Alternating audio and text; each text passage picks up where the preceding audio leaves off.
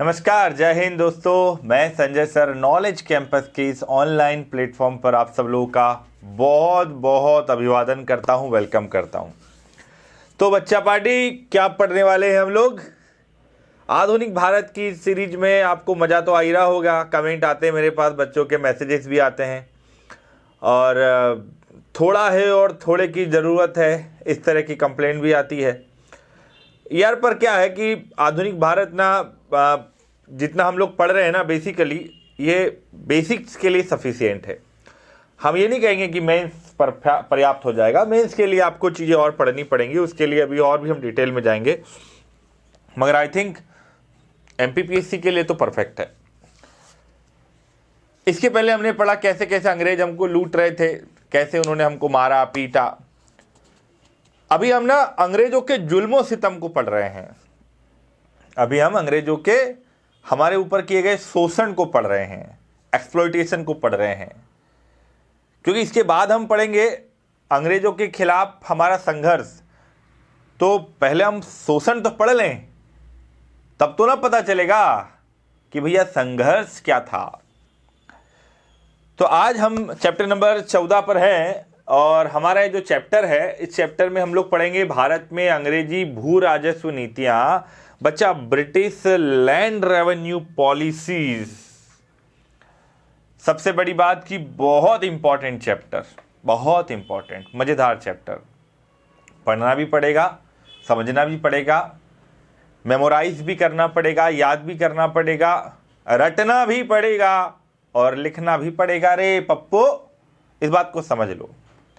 तो भैया ये जो लैंड रेवेन्यू सिस्टम है, ये जो ब्रिटिश सरकार का, ईस्ट इंडिया कंपनी का जो भू राजस्व व्यवस्था है, बहुत अति महत्वपूर्ण चैप्टर है। इसलिए इसको आप हर एग्जाम में पूछा जाता है, even not only UPSC, MPPSC, as well as MPSI, constable, SSC, GD, SSC, banking, railway, सारी एग्जामिनेशन में इससे प्रश्न बनते हैं। तो बच्चा कैसे भारत में अंग्रेजों ने किसानों को लूटा। लैंड रेवेन्यू पॉलिसी का मतलब होता है कि सरकार द्वारा, ब्रिटिश गवर्नमेंट के द्वारा किसानों के साथ किस प्रकार के कर संबंध थे, टैक्स रिलेशनशिप। और जब हम इस टैक्स रिलेशनशिप को पढ़ते हैं तो इसको पढ़ने से पहले अंग्रेजों की टैक्स रिलेशनशिप के पीछे उनका जो इंटेंशन था उसको थोड़ा समझ लें। अंग्रेज लोगों को लगता था कि भारत में किसानों के पास अच्छी खासी उपज होती है, अच्छा खासा प्रोडक्शन होता है, तो यहाँ से हम इनसे क्या करें, रेवेन्यू वसूलें। फ्लैशबैक में जाइए 1765 की संधियाँ, इलाहाबाद की संधियाँ, इलाहाबाद की संधियों से याद होगा बंगाल, बिहार, उड़ीसा का रेवेन्यू राइट मिल गया था ब्रिटिश ईस्ट इंडिया कंपनी को। तो जो रेवेन्यू राइट था ना, उस रेवेन्यू राइट के बाद में रेवेन्यू कलेक्शन को लेकर किसानों के साथ में और क्या क्या एग्रीमेंट किए, ये इसमें हमको पढ़ना है। तो कुल मिलाकर इंटेंशन उनका था लूट। भारत के किसानों के पास जो कैपिटल है, जो पूंजी है, उस पूंजी को टैक्स के माध्यम से अपने पास इकट्ठा करना और यहाँ से फिर कहाँ भेज देना, इंग्लैंड भेज देना। ये लूट थी।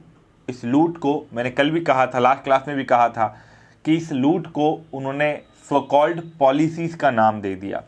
सो बच्चा, हम लोगों को 3 लैंड रेवेन्यू पॉलिसीज पढ़नी है।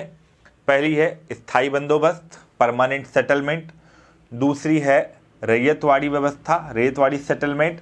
And third and last is Mahalwari व्यवस्था, महालवाड़ी सेटलमेंट। ये तीनों व्यवस्थाएं भारत के ब्रिटिश इंडिया वाले क्षेत्र के अलग अलग एरियाज में हैं। ठीक है, अलग अलग सिस्टम है तीनों में। क्या डिफरेंस है, क्या इम्पैक्ट है, किसानों पर क्या इम्पैक्ट पड़ा, कंपनी पर क्या पड़ा, सब कुछ हम लोग पढ़ने वाले हैं। तो सबसे पहले हम शुरू करेंगे क्या, कुछ बेसिक चीज़ें। बेसिक में सबसे पहले लैंड रेवेन्यू सिस्टम की 2-3 चीज़ें समझ लो। सबसे पहले तो 1772, आपको याद होगा ना, हम लोगों ने एक चीज़ पढ़ी थी कि जो 1765 में ब्रिटिश ईस्ट इंडिया कंपनी को मिल गया रेवेन्यू राइट। तो उस समय पर ना जो केंद्रीय, जो सेंट्रल उनका जो खजाना होता था ना, खजाना मतलब जहाँ पे सारे टैक्सेशन कलेक्ट करके रखा जाता था, वो पहले मुर्शिदाबाद था, बंगाल के नवाब के पास था मुर्शिदाबाद। तो मुर्शिदाबाद से इसको शिफ्ट कर दिया कहाँ पर, कलकत्ता पर, क्योंकि अब अंग्रेजों का आधिपत्य हो गया था खजाने पर।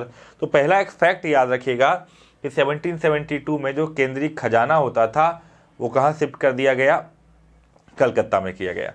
1772 में ही एक व्यवस्था स्थापित हुई, जो वॉरेन हेस्टिंग्स था उसके समय पर। व्यवस्था को बोलते थे पंचसाला। क्या बोलते थे बच्चा?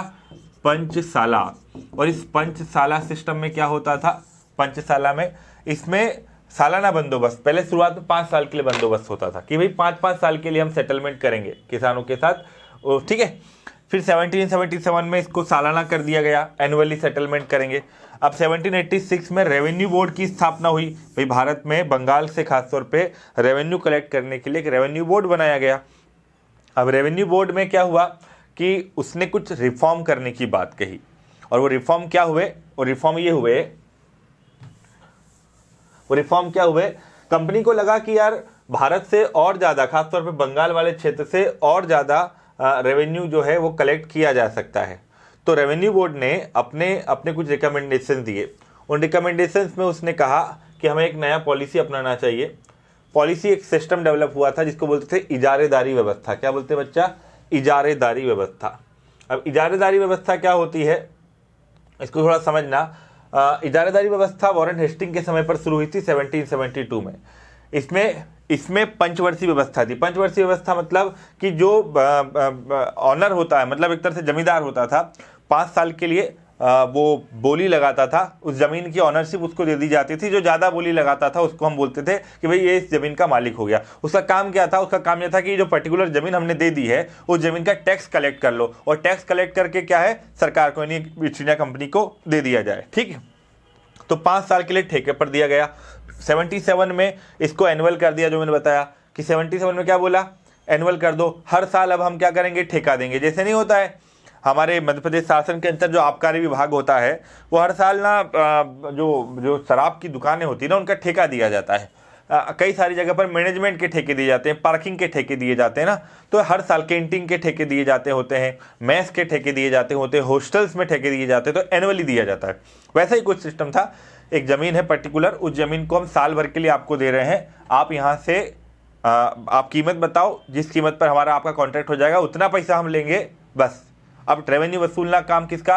आपका वसूल। कैसे करेंगे, मेजरमेंट क्या करेंगे, किस किसान से क्या संबंध बनाएंगे आप इकोनॉमिकल, वो आपकी मर्जी, ठीक। अब क्या हुआ कि इस व्यवस्था से कंपनी को लाभ तो हुआ, मगर हर साल में क्या हो गया कि एक अनस्टेबिलिटी आ गई, है ना।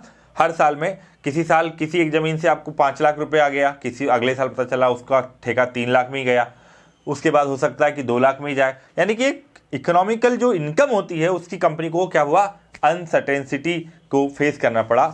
इन सब परिस्थितियों ने जन्म दिया एक नए सेटलमेंट को, जिसको हम बोलते हैं क्या, परमानेंट सेटलमेंट। तो इसके बाद में बिहार, बंगाल, उड़ीसा वाले क्षेत्र में जो है क्या हुआ, परमानेंट सेटलमेंट। अच्छा, इससे ना किसानों को बहुत नुकसान हुआ था हर साल वाली कंसेप्ट से, क्योंकि ना किसानों से जिसको भी ठेका मिलता वो ये सोचता कि ज़्यादा से ज़्यादा कलेक्ट कर लें, अगले साल पता नहीं हम रहे ना रहे। किसानों को बहुत लूटा बेचारों ने। इन सब चीज़ों को देखते हुए ईस्ट इंडिया कंपनी ने एक नया कॉन्सेप्ट दिया। कॉन्सेप्ट था परमानेंट सेटलमेंट या स्थायी बंदोबस्त। स्थायी बंदोबस्त का एक और नाम मिलता है इस्तमरारी बंदोबस्त, मालगुजारी बंदोबस्त, बिस्वेदारी बंदोबस्त या जागीरदारी। नाम नोट कर ले रे भैया मेरे, इनाम नोट कर लो, दिमाग में बिठा लो। इस्तमरारी बंदोबस्त, मालगुजारी बंदोबस्त, बिश्वेदारी बंदोबस्त या जागीरदारी, इन सबको परमानेंट सेटलमेंट के ये दूसरे नाम आपको मिलते हैं। इसको लागू करने के लिए क्रेडिट जाता है, किसने इसको बनाया, तो जॉन शोर। क्या नाम है, जॉन शोर। क्वेश्चन बनेगा प्रीलिम्स में, ध्यान रखिएगा, जॉन शोर इसके प्रणेता थे। लागू किया गया था 1793 में, और उस समय पर गवर्नर था ईस्ट इंडिया कंपनी का लॉर्ड कॉर्नवालिस। कॉर्नवालिस तब जानते हैं कौन व्यक्ति है, तो कॉर्नवालिस को भाई भारत में हम सिविल सर्विसेज का फाउंडर भी कह देते ना। तो कॉर्नवालिस क्या है, खासतौर पे बहुत कॉर्नवालिस कोड के लिए फेमस है, दरअसल न्यायिक व्यवस्था का जन्मदाता है ये। तो कॉर्नवालिस जो है ना, उसके समय पर 1793 में इसको इम्प्लीमेंट किया गया था। सर्वप्रथम कहाँ पे लागू हुआ था, तो ये बंगाल में लागू हुआ था। इसके अंदर में कौन कौन से क्षेत्र थे, तो ब्रिटिश इंडिया। अच्छा, यहाँ ब्रिटिश इंडिया का मतलब समझना कि वो टेरिटरी जो ईस्ट इंडिया कंपनी के डायरेक्ट कंट्रोल में है, उस क्षेत्र को बोलते हैं बच्चा ब्रिटिश इंडिया, याद रहेगा ना। तो ब्रिटिश इंडिया ब्रिटिश भारत के टोटल एरिया का 19% भूभाग पर यह लागू था, यानी ब्रिटिश इंडिया के 19% भूभाग पर परमानेंट सेटलमेंट सिस्टम क्या था, लागू हुआ था। ठीक, फिर बंगाल के बाद में बिहार, उड़ीसा, बनारस और उत्तरी कर्नाटक वाले क्षेत्र में भी इसको हमने क्या कर दिया, लागू कर दिया था। ठीक है, उत्तरी कर्नाटक। अब इस परमानेंट सेटलमेंट के प्रोविजंस क्या क्या थे, इस परमानेंट सेटलमेंट के प्रोविजंस क्या क्या थे, तो दो चार चीजें इंपॉर्टेंट है समझने का। सबसे पहले कि जो परमानेंट सेटलमेंट है इसमें भू राजस्व यानी लैंड रेवेन्यू हमेशा के लिए डिक्लेयर हो गया, यानी जो लैंड रेवेन्यू था ये लैंड रेवेन्यू क्या हो गया, परमानेंट हो गया। परमानेंट मतलब जैसे पहले नहीं था कि हर साल बदलेंगे, ऐसा नहीं था। अब कंपनी ने कहा कि भाई हमको इतना रेवेन्यू चाहिए और हर साल चाहिए, तो जमींदारों को बुलाया जाता था, पर्टिकुलर उनको लैंड बताई जाती थी कि इस पर्टिकुलर तालुका का या इस पर्टिकुलर एक क्षेत्र की इतनी ज़मीनें हैं, कौन सबसे ज़्यादा बोली लगाएगा। सारे जमींदार आ जाते थे, बोली लगा देते थे। जो सबसे ज़्यादा बोली लगाता था उसको वो ज़मीन अलॉट कर दी जाती थी, और ना सिर्फ अलॉटमेंट हुआ उसको ज़मीन का, उस पर्टिकुलर रीजन की ज़मीन का मालिकाना हक भी उस जमींदार को मिल गया। अब जमींदार मालिक बन गया, किसान के दो मालिक हो गए, एक तो जमींदार हो गया, दूसरा कंपनी हो गई। अब भैया कंपनी जो है वो जमींदार से टैक्स वसूलती है, जमींदार किससे टैक्स वसूलेगा, किसान से वसूलेगा, तो किसान के तो दो माए बाप हो गए। ठीक है ना, जो किसान अभी तक अपनी जमीन का मालिक था उससे ऑनरशिप छीन करके जमींदार को दे दी गई। यही सबसे बड़ा इसका दुखद पहलू था। ठीक है, तो 19% भूभाग पर लागू, लैंड रेवेन्यू फिक्स हो गया। अच्छा, इसमें क्या हुआ कि सरकार ने एक प्लान किया कि अब जमींदार को क्यों उन्होंने बोला कि तुम टैक्स वसूलो, क्योंकि इससे सरकार का फायदा क्या हुआ कि सरकार को भूमि की पैमाइश यानी कि मेजरमेंट करने के लिए, वसूलने के लिए सब अधिकारी नहीं रखना पड़े ना, उसका तो बर्डन कम हो गया, वसूल कर ये लाके देगा। जमींदार को क्या फायदा, जमींदार फ्री में करेगा क्या वसूली, उसको मिलता था कमीशन। कितना कमीशन, तो इस लैंड रेवेन्यू का 10/11 ये ईस्ट इंडिया कंपनी को जाता था, या 1/11, 10/11, ठीक है, और 3/11, और 1/11 जाता था किसके पास, जमींदार के पास। 10/11 जो पार्ट था वो किसके पास जा रहा है, कंपनी के पास जा रहा है, यानी राजस्व वसूली का हम कहें तो 89%, कितना बच्चा, 89% कंपनी के पास जाएगा, मतलब कलेक्ट करके दे देगा, और फिर उसमें से 11% किसको मिल जाएगा, जमींदार को मिल जाएगा। कंपनी को फायदा क्या, लिमिटेड इनकम हो गया, फिक्स हो गया ना भैया, इतना तो आना ही आना है। जमींदार को क्या फायदा, 11% रेवेन्यू मिलेगा उसको, टोटल रेवेन्यू का 11% मिलेगा, और एज वेल एज जमीन का मालिक, ओहो जमींदार साहब मालिक भी बन गए, किसानों के माँ बाप भी बन गए।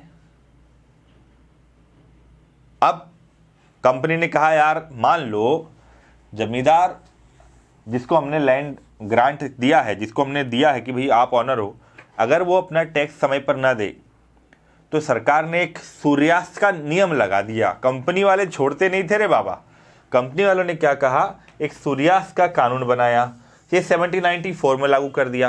अब इस सूर्यास्त का कानून क्या था कि कंपनी ने जिस जमींदार को ये तारीख दिया है, इस तारीख तक अगर वो अपना पैसा नहीं चुकाता तो उसकी जमींदारी खत्म। इसको बोलते हैं सनसेट लॉ, सूर्यास्त का नियम। तो प्रश्न आ जाए कि सूर्यास्त का नियम किस सेटलमेंट में था, तो याद रखिएगा ये किस में है, परमानेंट सेटलमेंट में। ठीक है, अभी जो परमानेंट सेटलमेंट है, अब इस परमानेंट सेटलमेंट से कंपनी को क्या फायदा हुआ, सोचो जरा, कंपनी को क्या फायदा हुआ और इससे किसानों पर क्या इंपैक्ट पड़ा।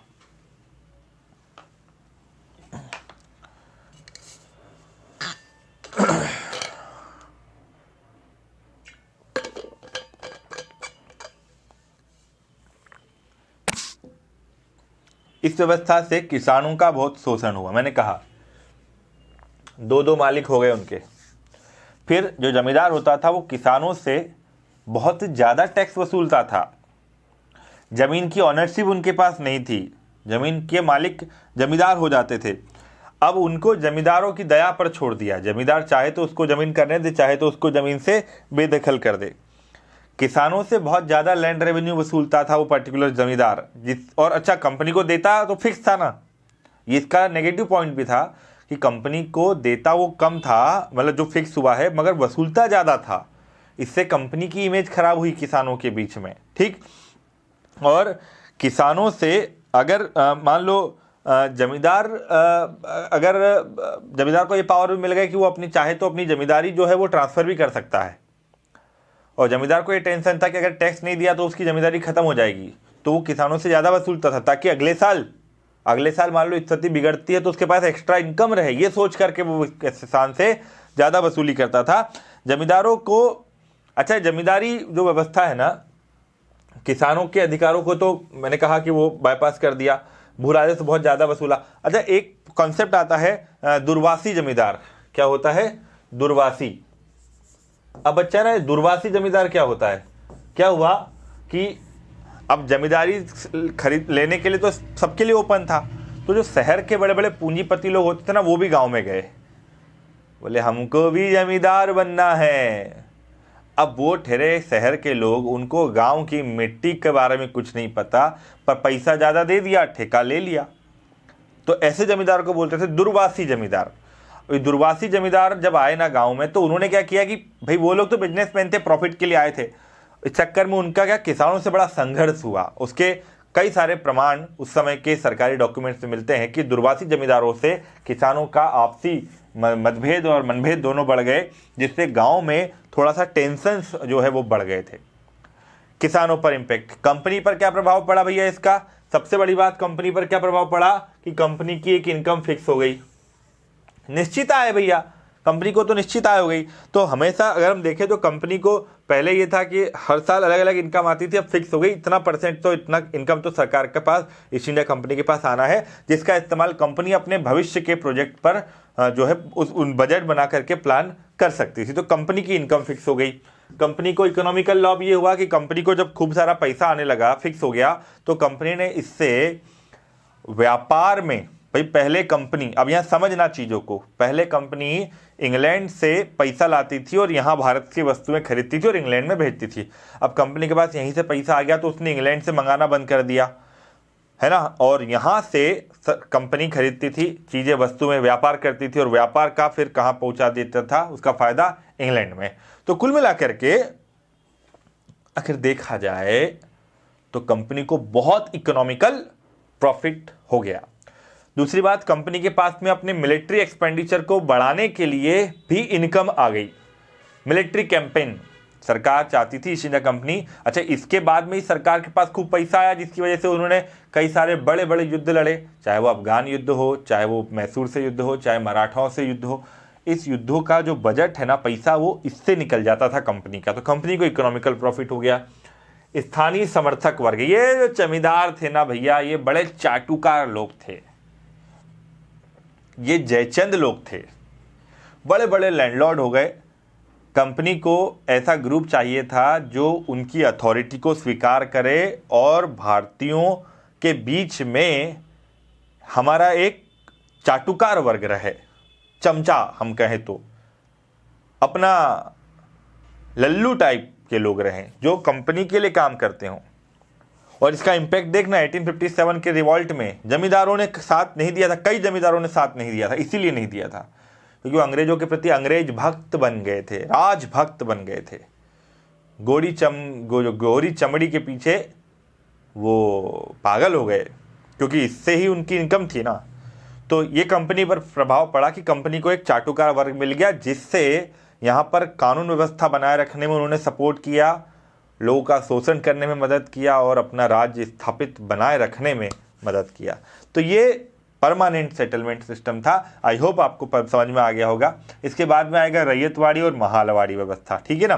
दोस्तों देखते रहिए, मुस्कुराते रहिए, खुश रहिए। नॉलेज कैंपस को सब्सक्राइब कर लीजिएगा। और साथ ही साथ में बेटा एक बात और है, बहुत ज़रूरी है कि अब आप लोगों की एग्ज़ाम्स आने वाली है, MPPSC परीक्षा आने वाली है। जो टेस्ट सीरीज अच्छे से करना चाहता है ना, वो ज़रूर टेलीग्राम चैनल ज्वाइन कर ले। आप देखिए वहाँ पे बहुत सारे टेस्ट पेपर मिलेंगे और आपको साथ ही साथ में यूट्यूब पर हमारे टेस्ट जो सेगमेंट है, जो मिनी टेस्ट का सेगमेंट है, उसको भी रोज़ देखना चाहिए। आपकी एग्ज़ाम्स में उससे काफ़ी कुछ जो है वो चेंज आएगा। करंट अफेयर के लिए टेलीग्राम चैनल ज्वाइन कर लीजिए जल्दी से जल्दी। इसके अलावा किसी कोई समस्या हो तो आप हमारा पर्सनल नंबर आपके पास होना चाहिए, हर बच्चे के पास होना चाहिए। आपको ऑफलाइन क्लास करना हो, आपको PSC UPSC से रिलेटेड कोई प्रॉब्लम हो, आपको करियर गाइडेंस चाहिए, आपको थोड़ा सा मोटिवेशन चाहिए, आप थोड़े से निराश हो, हताश हो, याद कर लेना संजय सर को। आपकी समस्या का कुछ समाधान तो हम निकाल ही देंगे, ठीक है। तो भैया हमारा नंबर आपके पास नहीं है तो नोट कर लीजिए, 7828024224, 7828024224। Thank you so much. मिलते हैं अगले सेगमेंट में रैयतवाड़ी व्यवस्था में।